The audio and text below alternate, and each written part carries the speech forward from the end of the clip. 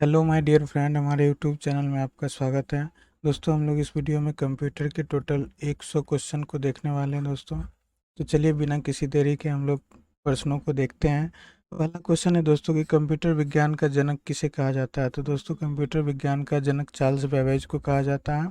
आपको पता होगा दोस्तों, ये अमेरिकी गणितज्ञ थे। अगला क्वेश्चन है कि आईबीएम का पूरा नाम क्या है। तो आईबीएम का पूरा नाम इंटरनेशनल बिजनेस मशीन होता है। अगला क्वेश्चन है कि संसार का पहला गणक यंत्र कौन सा है। तो दोस्तों, संसार का पहला गणक यंत्र जो था वो एबेकस है, और इसको चीनियों ने बनाया था दोस्तों। चीनियों ने सबसे पहले इसका निर्माण किया था। अगला क्वेश्चन है कि विश्व का पहला कंप्यूटर बना था। तो दोस्तों, विश्व का पहला कंप्यूटर जो बनाया गया था वो चार्ल्स बेबेज के द्वारा बनाया गया था। अगला क्वेश्चन है कि विश्व का प्रथम इलेक्ट्रॉनिक डिजिटल कंप्यूटर कौन है। तो दोस्तों, विश्व का प्रथम इलेक्ट्रॉनिक डिजिटल कंप्यूटर जो था वो एनियक था। एनियक का पूरा नाम दोस्तों electronic numerical integrator and computer होता है। अगला क्वेश्चन है कि वाणिज्यिक उपयोग के लिए उपलब्ध कराया गया पहला कंप्यूटर कौन था। तो दोस्तों, वाणिज्यिक उपयोग के लिए उपलब्ध कराया गया पहला कंप्यूटर यूनिवेक था। अगला क्वेश्चन है कि स्टोर प्रोग्राम की अवधारणा शुरू की थी। तो दोस्तों, स्टोर प्रोग्राम की अवधारणा को शुरू किया था जॉन वॉन न्यूमैन ने। इन्होंने कंप्यूटर के क्षेत्र में बहुत ही महत्वपूर्ण योगदान दिया था। अगला क्वेश्चन है कि प्रथम इलेक्ट्रॉनिक अंकीय कंप्यूटर, जिसे हम लोग इलेक्ट्रॉनिक डिजिटल कंप्यूटर बोलते हैं दोस्तों, का प्रयोग हुआ था। तो उसमें क्या प्रयोग किया गया था। वाल्व का प्रयोग किया गया था, जिसे निर्वात ट्यूब के नाम से जानते हैं। इसे इंग्लिश में वैक्यूम ट्यूब भी कहा जाता है। अगला क्वेश्चन है पहली पीढ़ी के कंप्यूटर में प्रयुक्त सॉफ्टवेयर भाषा थी। तो दोस्तों, पहली पीढ़ी के जो कंप्यूटर थे उसमें प्रयुक्त होने वाली जो भाषाएं थी वो मशीन लैंग्वेज थी। अगला क्वेश्चन है कि कंप्यूटर में प्रयुक्त आईसी चिप बने होते हैं। तो दोस्तों, आईसी चिप जो होते हैं वो सिलिकॉन और जर्मेनियम के बने होते हैं। तो अगला क्वेश्चन है आईसी चिप का निर्माण किया जाता है। दोस्तों, आईसी चिप का निर्माण सेमीकंडक्टर से किया जाता है। अगला क्वेश्चन है कि आधुनिक कंप्यूटर का लघुरूपन संभव हो सका है। तो दोस्तों, समकालित परिपथ चिप्स, जिसे इंटीग्रेटेड सर्किट चिप बोलते हैं, इसके प्रयोग से ही आज कंप्यूटर काफ़ी पतला और छोटा हो गया है। अगला क्वेश्चन है कि एक छोटे सिलिकॉन चिप पर ट्रांजिस्टर और अन्य इलेक्ट्रॉनिक उपकरणों द्वारा बने पूर्ण इलेक्ट्रॉनिक सर्किट को क्या कहा जाता है। तो दोस्तों, इसे इंटीग्रेटेड सर्किट चिप कहा जाता है। अगला क्वेश्चन है कि चिप का दूसरा नाम क्या है। दोस्तों, चिप को इंटीग्रेटेड सर्किट आईसी कहा जाता है। इसको हिंदी में एकीकृत परिपथ भी कहा जाता है।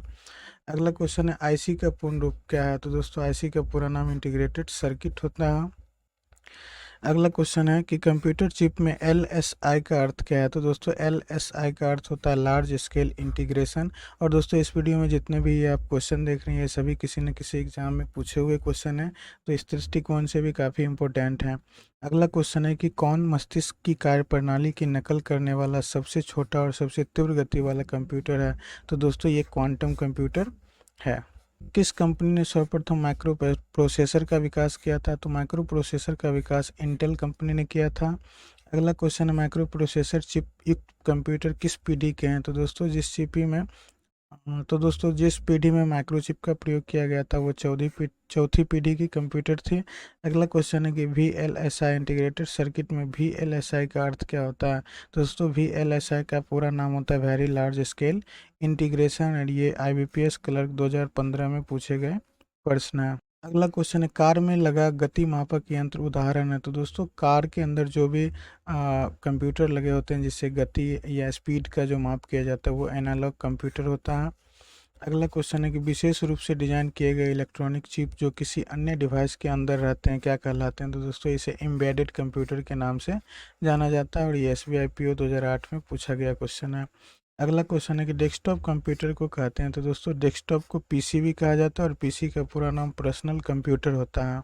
अगला क्वेश्चन है किस कंप्यूटर को आसानी से साथ लेकर घूमा जा सकता है। तो दोस्तों, आसानी से साथ लेकर घूमने वाला कंप्यूटर लैपटॉप कंप्यूटर है। दोस्तों, लैपटॉप को लैप प्लस टॉप, तो गोद के ऊपर रखे जाने के कारण इसका नाम लैपटॉप रखा गया था। अगला क्वेश्चन है कि निम्नलिखित में से कौन सा उपकरण हैंड हेल्ड डिवाइस का उदाहरण है।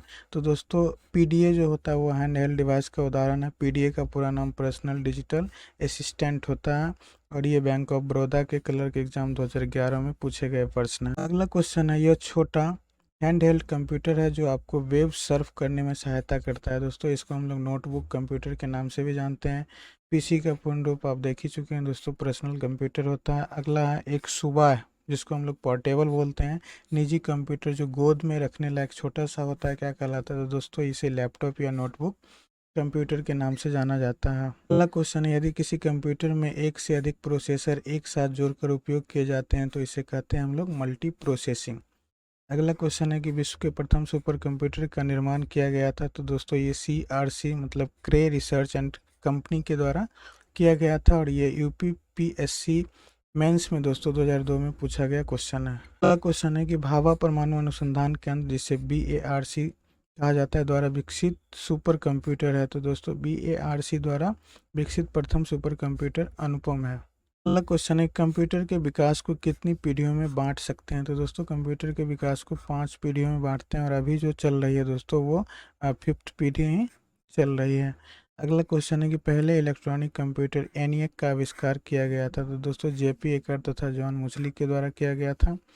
अगला क्वेश्चन है कि प्रथम पीढ़ी के कंप्यूटर में प्रयोग होता था? तो दोस्तों निर्वात ट्यूब, जिसे वैक्यूम ट्यूब के नाम से जानते हैं, इसका प्रयोग प्रथम पीढ़ी के कंप्यूटर में किया जाता था।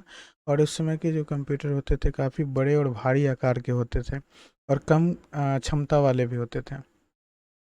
अगला क्वेश्चन है कि VLSI तकनीक का प्रयोग किया जाता है? तो दोस्तों ये VLSI, जिसको हम लोग वेरी लार्ज स्केल इंटीग्रेशन बोलते हैं, ये चौथी पीढ़ी के कंप्यूटर में प्रयोग किया जाता है। अगला क्वेश्चन है कि आधुनिक डिजिटल कंप्यूटर है? तो दोस्तों आधुनिक डिजिटल कंप्यूटर जो है 5वीं पीढ़ी का कंप्यूटर है। अगला क्वेश्चन है, डेस्कटॉप तथा पर्सनल कंप्यूटर का दूसरा नाम है माइक्रो कंप्यूटर। अगला क्वेश्चन है, सुपर कंप्यूटर में होते हैं? दोस्तों सुपर कंप्यूटर के अंदर हजारों माइक्रो प्रोसेसर लगे होते हैं, और इसकी जो गति होती है ओमेगा हर्ट्ज में मापी जाती है।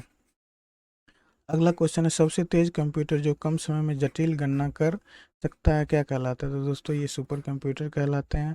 अगला क्वेश्चन है, परम पदम क्या है? तो ये भारत द्वारा विकसित एक सुपर कंप्यूटर है। अगला क्वेश्चन है कि भारत में विकसित परम सुपर कंप्यूटर का विकास किया गया है? तो दोस्तों ये CDEC कंपनी के द्वारा किया गया है, और CDEC का पूरा नाम centre for development of advance computing है, जिसका मुख्यालय पुणे में स्थित है। अगला क्वेश्चन है कि भारत में बना सुपर कंप्यूटर फ्लोसावर विकसित व डिजाइन किया गया था? दोस्तों ये नाल, जिसको नेशनल एरोनॉटिकल लैब बोलते हैं, इसका मुख्यालय बेंगलुरु में है। इसके द्वारा फ्लोसावर कंप्यूटर का विकास किया गया था। अगला क्वेश्चन है, कौन सबसे बड़ा, सबसे तेज और सबसे महंगा कंप्यूटर है? तो दोस्तों ये सुपर कंप्यूटर होता है। अगला क्वेश्चन है, भारतीय वैज्ञानिकों द्वारा विकसित सुपर कंप्यूटर का क्या नाम है? तो दोस्तों ये परम नाम है।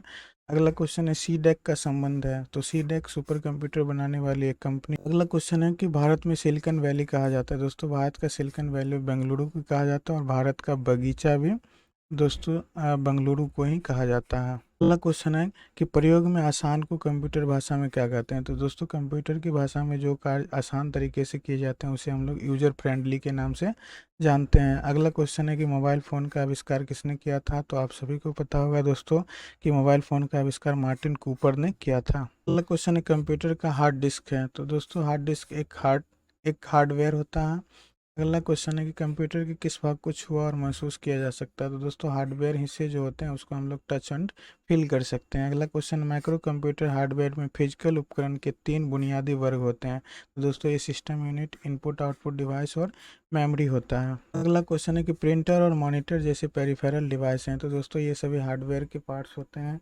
अगला क्वेश्चन है कि कंप्यूटर का प्रोसेसर और रोम उदाहरण है? तो दोस्तों ये भी हार्डवेयर के ही उदाहरण है। अगला क्वेश्चन है, कंप्यूटर के 4 प्रमुख कार्य का सही क्रम क्या है?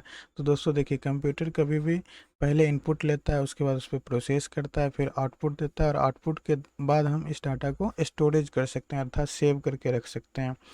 नेक्स्ट क्वेश्चन है दोस्तों कि कंप्यूटर किसी प्रोग्राम को इस क्रम में निष्पादित करता है? तो दोस्तों कौन से क्रम होते हैं इसके?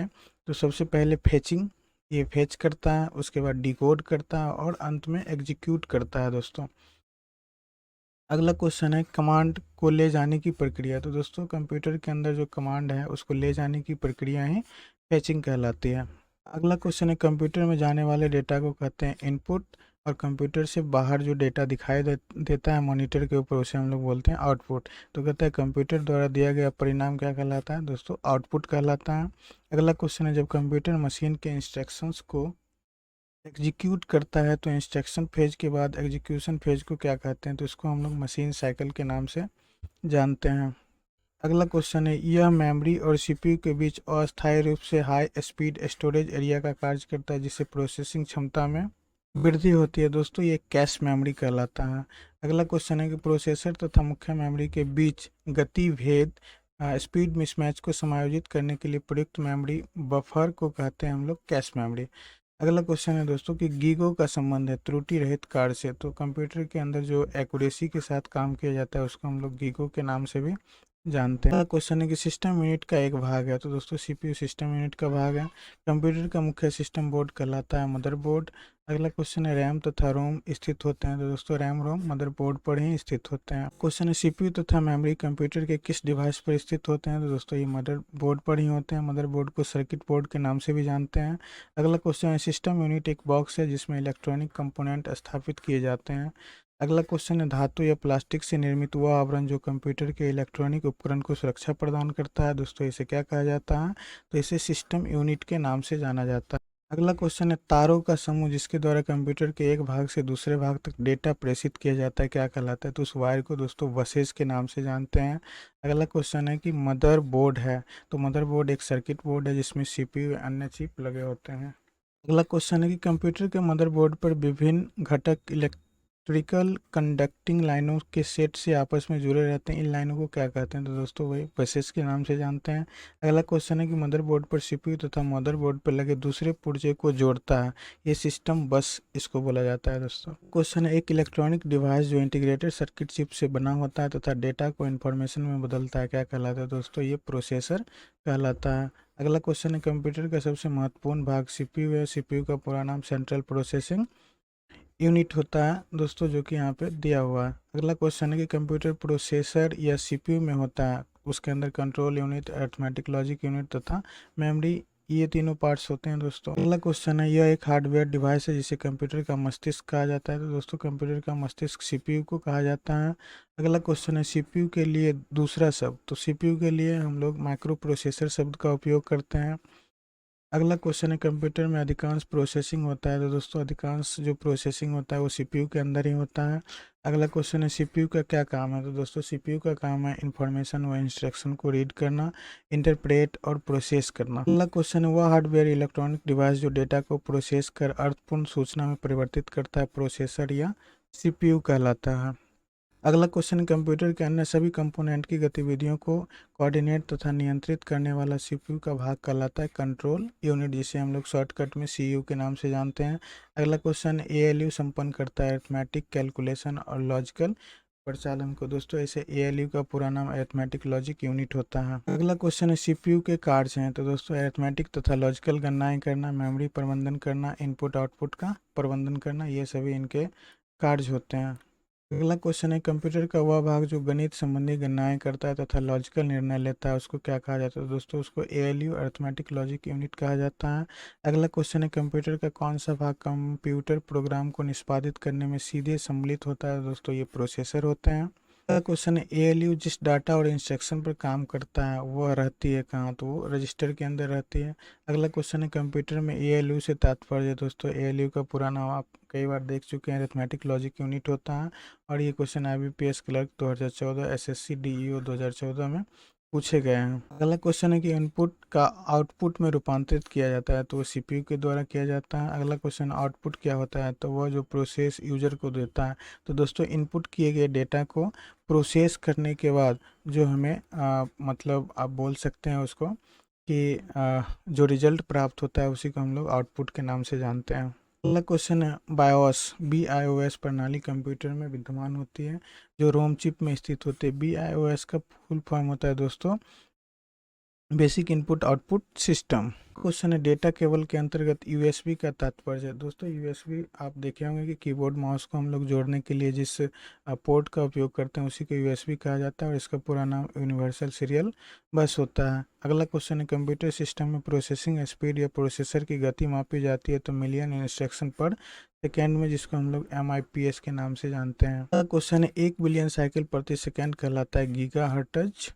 अगला है कि कंप्यूटर प्रोसेसर के क्लॉक दर या गति को मापते हैं हम लोग मेगाहर्ट्ज में या गीगाहर्ट्ज के अंदर हम लोग इसको मापते हैं। अगला क्वेश्चन है कंप्यूटर सिस्टम की घड़ी एक टाइमिंग डिवाइस है जो कंप्यूटर के ऑपरेशन को सिंक्रोनाइज करने के लिए इलेक्ट्रिकली पल्स पैदा करती है। क्वेश्चन है कि सीपीयू के अरिथमेटिक एंड लॉजिक यूनिट में होता है रजिस्टर। अगला क्वेश्चन है सीपीयू तथा इनपुट आउटपुट यूनिट के बीच संकेतों के आदान प्रदान को नियंत्रित करता है। दोस्तों ये कंट्रोल यूनिट करता है।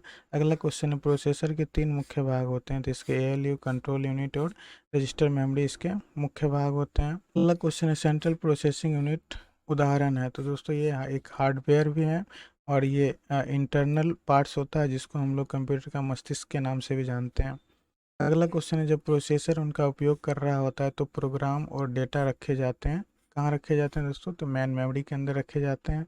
अगला क्वेश्चन है इसमें इलेक्ट्रॉनिक चिप होता है जो सिस्टम बोर्ड से जुड़ा होता है तथा प्रोसेस किए गए डेटा एवं सूचना को स्टोर करता है। दोस्तों ये मेमोरी होते हैं। अगला क्वेश्चन है गणना, कैलकुलेशन तथा तुलना करने, कंपेयरिंग का कार्य कौन करता है, तो दोस्तों ये अरिथमेटिक लॉजिक यूनिट एएलयू में करता है। अगला क्वेश्चन है सीपीयू का कार्य निष्पादन प्रायः मापा जाता है एमआईपीएस में, इसको आप इसका फुल फॉर्म आप देख ही लिए, तो दोस्तों मिलियंस ऑफ इंस्ट्रक्शन पर सेकेंड होता है।